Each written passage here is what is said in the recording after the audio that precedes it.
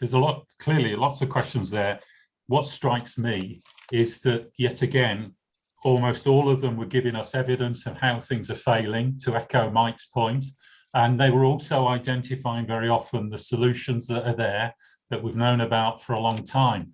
You know, there's this old story about the absence of evidence isn't evidence of absence, but actually what we've got here is evidence of so many things that we could put right and that we're not putting right.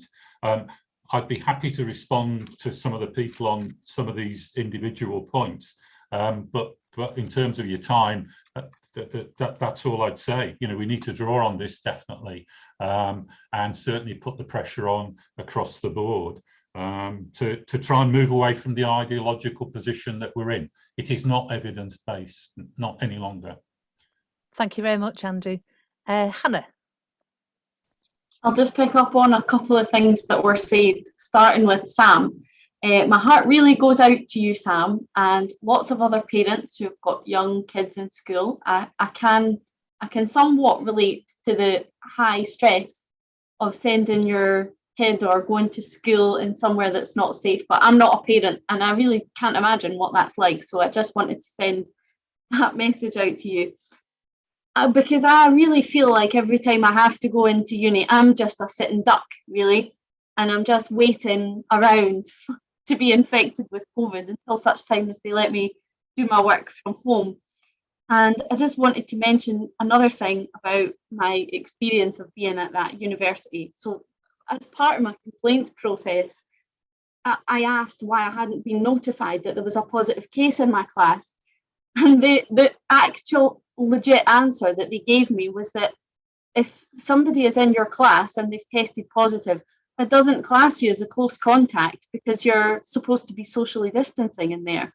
So they're not even going to notify me when there's been positive cases in my class, which is nuts. Anyway, the other thing I wanted to say was that, I can't remember who said it, but you're absolute, I think it was Ian actually, employers are hiding behind the Scottish Government guidance. They are hiding behind it because it's so crap, and it doesn't give anybody any sort of, it doesn't help anybody, and particularly the people who are at higher clinical risk.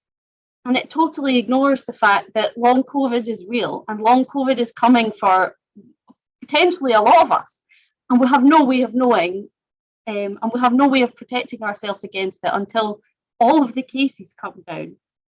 And it just kind of reiterates that this is an entirely political situation now. This is no longer about public health, and we'll need to do something to change that. With the trade unions, I think there's a lot of people in the trade union movement that know everything there is to know about trade union law and health and safety and all these kinds of things. And a lot of the arguments that I've heard against HEPA filters in schools is that they need to be pack tested. And it's like, if you go around every staff room and you have a look at every single kettle in there, I can guarantee you it's not pack tested. So there's that. But we, you know, all of us individually and together, we need to make a lot of noise. We need to show people that this is something we're no longer willing to accept, because I genuinely don't think that your average Joe out there understands all these things that we're talking about because of how strong the discourse is at the moment. So, and just one more thing actually about what John said. Yeah, there is a lot of rare disease in Scotland, and type 1 diabetes is like the highest amount of type 1 diabetes anywhere in Europe. And with lots of people and their long COVID now, like especially children, so many children are now having type 1 diabetes because they've been repeatedly infected with COVID. I just don't know why we're sitting back and letting children get chronic illness that's life-changing and that's going to damage their long-term health. Thank you very much, Hannah. That's absolutely right. You know, why are we allowing that? And the people that at the beginning of of COVID that didn't have any health conditions will no doubt have got health conditions as it's gone on. And the more you're infected, the more likely that's going to be worse for people, more chronic for people. So Surajit, do you want to finish? Thank you. I agree with all of these, and it is quite frustrating in many ways that UK has such a nice pool of scientists, such a nice sample survey, like the organization like ONS, which is the envy of the whole world, that they can get to some very rare cases very quickly. It's just that, and also we are not using all of them.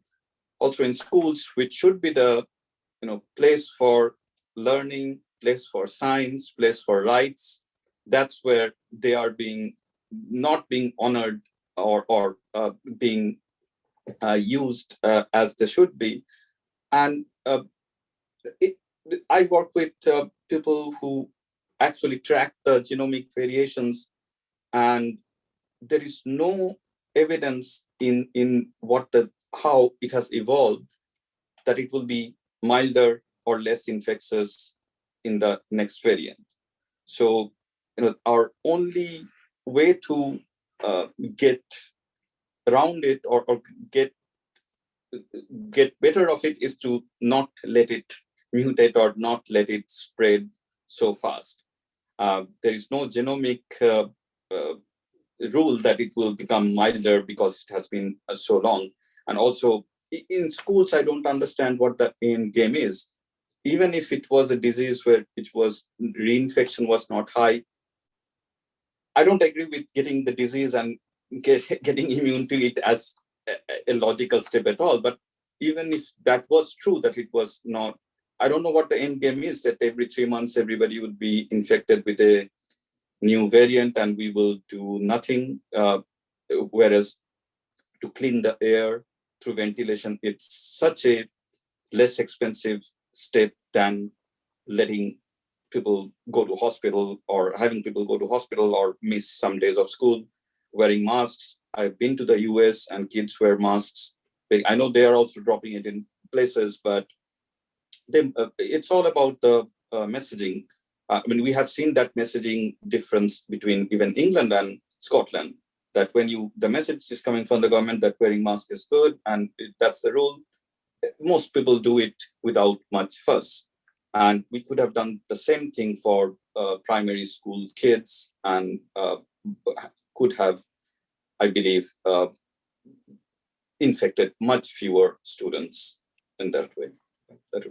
Thank you very much. I know there was a number of questions that weren't answered, and perhaps what we can do is go through the questions afterwards and then post some responses as part of the recording to make sure we get some answers to you in the time that we just haven't got the time available. So just by way of just summing up, we've had some fantastic discussions, really excellent suggestions. We've had some graphic summaries given of the statistics and the importance of how we need to continue those. And, we need to look out and make sure as Zerocovid, we need to make sure that information is available for people. Hannah's, absolutely given us illustration of what shouldn't be happening in our colleges, in our universities, in our schools, in our workplaces, and that it is about raising the standards for all of us. We all have the fundamental right to safe and healthy work, to safe and healthy education, to safe and healthy society. And that's what we should do in a collective response to it, because any one of us could be in that position at any time. And we want to make sure that it's a collective response that makes our society better and protects everybody. And we need to speak out. I congratulate you and thank you, Hannah, for speaking out. We all need to speak out. We need to support others. We haven't to be quiet anymore. And Andy's giving us that strategic view about what the government should be doing, the principles of precaution, public health based response as well, and about social justice and about how we get to a zero COVID, low incidence, how we, what sort of strategy we want from the government. But I think it's also worth mentioning as well, the points that Sally made, we need to be challenging the narrative and the discourse. That's something that we need to be looking at, and looking at the language that we're using to make sure that we're not reinforcing this individual view about COVID, that it is about, you know, what they're doing to us collectively. And Ian's position about, you know, calling out the trade union movement, you know, as members, as trade union members, we need to put pressure on our trade unions to respond, to continue to respond, to protect workers and protect others that come into our workspaces. And just to say, you know, that we cannot blindly follow any government that is prepared to put families and communities' lives at risk. We must hold them to account and challenge the negligence and unite in our opposition and force them to adopt a credible COVID strategy. If anybody's here wants to get involved in Zero COVID, please do. We welcome any support that you can give us. And there's we're planning another meeting soon called Stopping the Spread of COVID, with personal experiences of trying to stop the spread in the schools, in universities, colleges, workplace, community, hospital and care homes. So thank you very much for your contribution. Thanks so much for the speakers and those behind the scenes that have made this happen, and hope to see you at the next meeting. Thank you.